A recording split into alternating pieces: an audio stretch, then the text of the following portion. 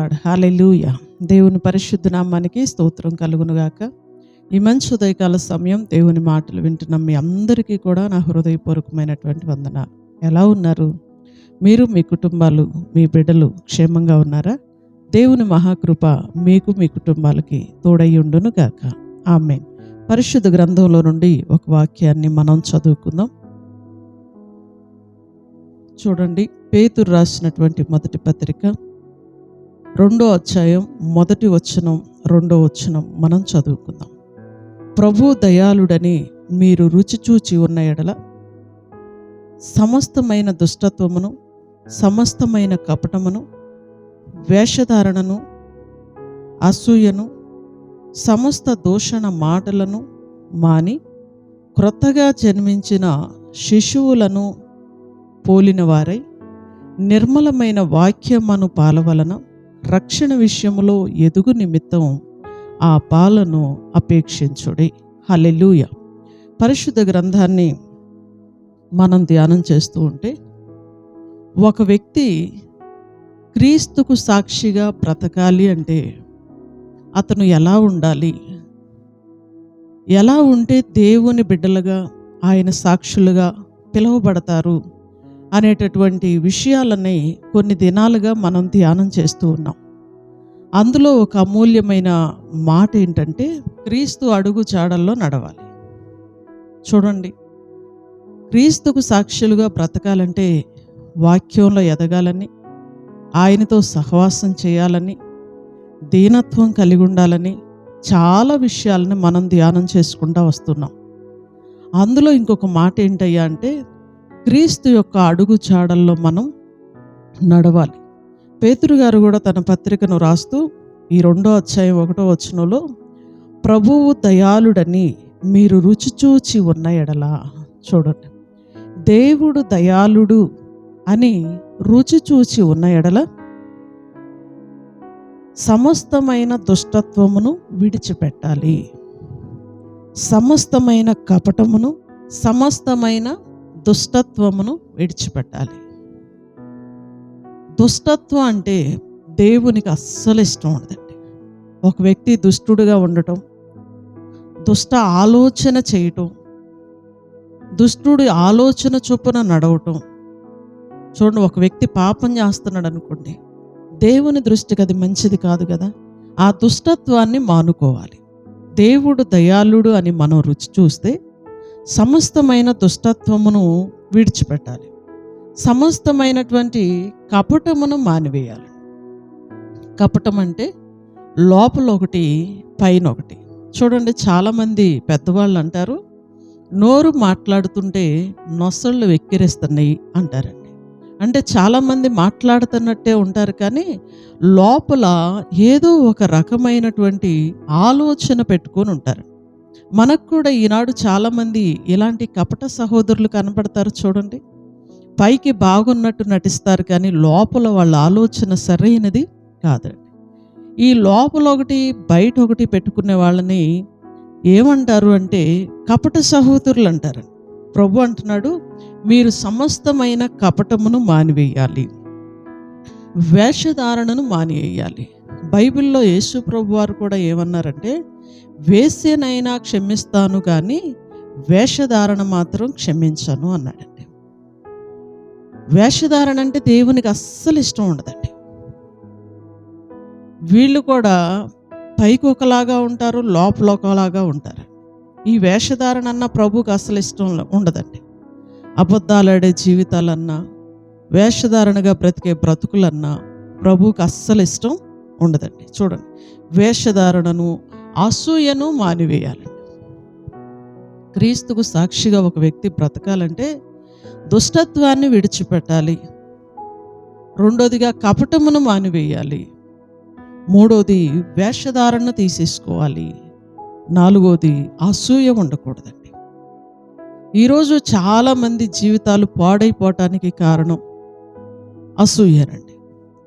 ఒకరు బాగుంటే ఒకరు ఓర్చుకోలేనటువంటి తనం. చూడండి, అక్క బాగుంటే చెల్లి ఓర్చుకోలేదు, చెల్లి బాగుంటే అక్క ఓర్చుకోలేదు. అన్నదమ్ములు బాగుంటే అక్క చెల్లెలు ఓర్చుకోలేరు, అక్క చెల్లెలు బాగుంటే అన్నదమ్ములు ఓర్చుకోలేరు. ఈనాడు మనం చూస్తే చాలామంది అన్నదమ్ముల కుటుంబాల్లో కూడా ఈ అసూయలు, ఈ ద్వేషాలు, ఈ కపటాలు ఎక్కువైపోయినాయి.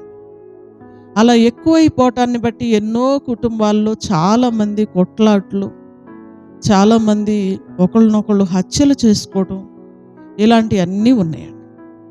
బైబిల్ గ్రంథంలో యాకోబు భార్యలైనటువంటి రాహేల్ని, లేయాని గనక మనం చూస్తే, లేయాకి పిల్లలు ఉన్నారు, రాహేలుకి పిల్లలు లేరండి. అక్కడ ఏమని రాయబడి ఉంటుందంటే ఆదికాండ గ్రంథంలో తన అక్క యందు అసూయపడి అని రాయబడి ఉంటుందండి. చూడండి, అసూయ పరులంటే దేవునికి అస్సలు ఇష్టం ఉండదండి. అసూయ పడింది, దేవుడు ఆమెకు గర్భఫలాలు ఇవ్వలేదండి. అక్క మీద అసూయ ఎక్కువైపోయింది, ఆమెకు పిల్లలు పుట్టారండి. చూడండి, ఈనాడు కూడా ఇలాంటి అసూయ పరులు చాలామంది ఉంటారు, వాళ్ళు మందిరాల్లో కూడా ఉంటారండి. ఇంకా చాలామందిని మనం చూస్తే దైవజనుడు బాగుంటే సంఘం అసూయ పడుతుందండి. ఇంకా కొంతమందిని మనం చూస్తే సంఘ బిడ్డలు బాగుంటే దైవజనుడు అసూయ పడతాడు. ఎప్పుడూ కూడా ఒకళ్ళు బాగుంటే ఇంకొకళ్ళు అసూయ పడటానికి వీల్లేదండి. క్రీస్తుకు సాక్షిగా నువ్వు బ్రతకాలి అంటే ఈ అసూయలన్నిటినీ మానివేయాలి. అందరూ బాగుండాలని కోరుకోవాలి. నేను నా కుటుంబం బాగుండాలి, నాతో పాటు అందరూ బాగుండాలి, నేను నా కుటుంబం క్షేమంగా ఉండాలి, నాతో పాటు అందరూ కూడా క్షేమంగా ఉండాలని కోరుకోవాలి. ఇది క్రైస్తవ లక్షణం. యేసు ప్రభు వారు కూడా అందరినీ రక్షించడానికి ఈ భూలోకానికి వచ్చారు. అంతటా అందరూ మారు మనసు పొందాలని దేవుని యొక్క ఉద్దేశమై ఉన్నది. అందుకే సమస్త మానవాళి నిమిత్తం ఆయన తన ప్రాణాన్ని సహితం అప్పగించారు. సమస్త మానవాళి నిమిత్తం ఆయన తన ప్రాణాన్ని అప్పగించాడు. దేవుని పిల్లలుగా మనం ఎలా ఉండాలయ్యా అంటే అసూయను మానివేయాలి. సమస్త దూషణ మాటలు మాని, చూడండి, వీటన్నిటితో పాటు అండి సమస్త దూషణమైన మాటలు మానాలి. ఎదటి వారిని దూషించటం, దూషణ మాటలు నోటితో మాట్లాడటం, ఇది దేవుని పిల్లల యొక్క లక్షణం కాదు. వీటన్నిటిని పోలి మీరు ఎలా ఉండాలంటే వీటన్నిటిని మాని క్రొత్తగా జన్మించిన శిశువులను పోలిన వారై ఉండాలట. దేవుని స్తోత్రం చెల్లిద్దాం. హల్లెలూయా. దేవుని పిల్లలుగా క్రీస్తుకు సాక్షిగా మనం బ్రతకాలి అంటే దుష్టత్వం మానేయాలి, కపటము మానివేయాలి, వేషధారణ మానివేయాలి, అసూయను మానివేయాలి, దూషణ మాటలు మానివేయాలి, క్రొత్తగా జన్మించిన శిశువుల్లాగా మనం ఉండాలి అని బైబిల్ తెలియజేస్తుంది. ఇలా ఉంటేనే మనం క్రీస్తుకు సాక్షులుగా బ్రతకగలమండి. ఈ మాటలు వింటున్న ప్రియ సహోదరుడా, ప్రియ సహోదరి, దేవునికి సాక్షిగా నువ్వు బ్రతకాలనుకుంటున్నావా? దేవునికి సాక్షిగా నువ్వు బ్రతకాలి అంటే వాక్యం ఎలా చెప్పిందో అలాగ మనం మారాలి. అలా మనం మారుదాం, దేవుని బిడ్డలుగా బ్రతుకుదాం, దైవ దీవెన మనం పొందుదాం. గాడ్ బ్లెస్ యూ అండి. ప్రార్థన చేసుకుందాం. సకల ఆశీర్వాదములకు కారణభూతుడైన మా తండ్రి, మీ ఘనమైన శ్రేష్టమైన నామానికి వందనాలు, స్తుతులు, స్తోత్రాలు చెల్లిస్తూ ఉన్నాం. ఈ మంచి ఉదయకాల సమయం అమూల్యమైన మీ మాటల ద్వారా మీరు మాతో మాట్లాడినందుకు వందనాలు. విన్న వాక్య ప్రకారం మేమందరం మీకు సాక్షులుగా బ్రతుకుదుముగాక. వాక్యపు వెలుగులో మమ్మల్ని మేము చూసుకొని మాలో ఉన్నటువంటి ఈ కపటమును, దుష్టత్వమును, అసూయను, ద్వేషాలని అన్నిటినీ మానుకొని నీ సాక్షులుగా క్రొత్తగా జన్మించినటువంటి శిశువులను పోలిన వారే మేము బ్రతకడానికి సహాయం చేయి. ఈ ఉదయకాల సమయం ఎంతమంది బిడ్డలు నీ వాక్యాన్ని అంగీకరిస్తున్నారో వారిని, వారి కుటుంబాలని యేసుక్రీస్తు వారి శ్రేష్టమైన నామంలో దీవిస్తూ ఉన్నాం. ఈ రోజంతా నీ కృపా కాపుదల, క్షేమం, దీవెన ప్రతి బిడ్డకి మీరు దయచేయండి. స్కూళ్ళకి, కాలేజీలకు వెళ్తున్న పిల్లలను మీరు కాపాడండి. ఉద్యోగాలకి, డ్యూటీలకు వెళ్తున్న బిడ్డలను మీరు కాపాడండి. కూలి పనులకు వెళ్తున్న బిడ్డలందరినీ కాపాడండి. మంచి వ్యాపారాలు చేస్తున్న పిల్లలను మీరు ఆశీర్వదించండి. ఈ రోజంతా వారి ప్రయాణాల్లో, పనిబాట్లో మీరు తోడుగా ఉండండి. ప్రతి కీడు మీ నామంలో కొట్టివేయండి. మీ సన్నిధి ప్రతి బిడ్డకి తోడుగా ఉంచమని నజరేయుడును శక్తి కలిగిన యేసుక్రీస్తు వారి అతి శ్రేష్టమైన నామంలో ఈ ప్రార్థన మనవులు అడిగి వేడుకొంచున్నాము తండ్రి. ఆమేన్. హల్లెలూయా. గాడ్ బ్లెస్ యూ అండి. దేవుడు మిమ్మల్ని దీవించునుగాక. అందరికీ వందనాలు. తిరిగి రేపు ఈ కాల సమయం ఇదే సమయానికి మరలా మనం కలుసుకుందాం. దేవుని మహాకృప మీకు, మీ కుటుంబాలకి తోడై ఉండును గాక. ఆమేన్. Praise lord.